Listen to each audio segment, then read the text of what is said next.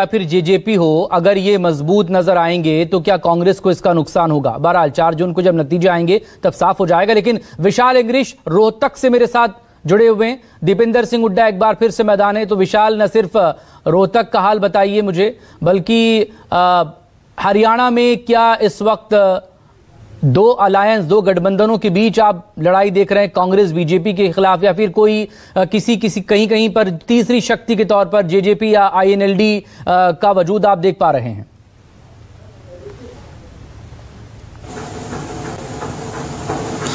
देखिए, ना तो आईएनएलडी ना ही जेजेपी का कोई वजूद दिखाई दे रहा है, बल्कि सीधे सीधे कहा जा सकता है कि कांग्रेस और इंडिया गठबंधन में साफ जो टक्कर है वो देखी जा सकती है। क्योंकि इस समय जो टेम्परेचर है वो लगातार 12 बजे से अभी तक बढ़ता ही चला जा रहा है और 45 डिग्री तक जो टेम्परेचर पहुंच चुका है। और यही कारण है कि लगातार सुबह सुबह ही बड़ी बड़ी लाइनें लग चुकी थी, लेकिन उसके बाद जो लाइनें थी, लाइनों की गति धीमी होती गई और जहां पर जो पोलिंग बूथ थे वहां पर धीरे धीरे सन्नाटा छाता गया।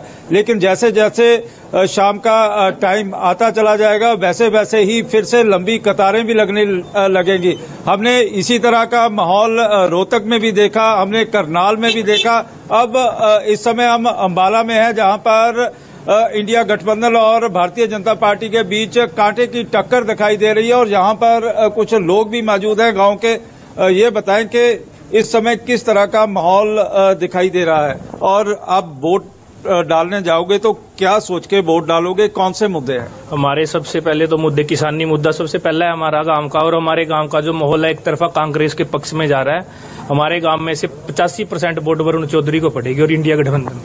मुद्दे कौन से हैं? किन मुद्दों के ऊपर आप अंदर वोट डालने जा रहे हैं? पहला किसानी वोट, तो जो इन्होंने हमारे साथ किया है, मतलब उसका इनको रिजल्ट देना है, मतलब। और जैसा इन्होंने हमारी लाठियां मारी है वैसा हम वोट की चोट इनको इससे देंगे। मतलब आप वोट डालने जाओगे तो क्या सोच के वोट डालोगे? देखो जी, यहाँ पे सबसे पहले तो किसानी, बेरोजगारी, भ्रष्टाचार, ये अहम मुद्दे हैं। जो मोदी जी ने बड़े बड़े वादे किए थे उन वादों पे बीजेपी सरकार पूरा नहीं उतरी। और जिस तरह से रोज बयान आते हैं बीजेपी लीडरों के संविधान को हम खत्म कर देंगे, और ये हमारा वोट एक संविधान की रक्षा के लिए भी है। यहाँ पे लोगों के मन में कहीं ना कहीं ये सवाल है कि बीजेपी संविधान को, लोकतंत्र को कहीं नुकसान ना करे।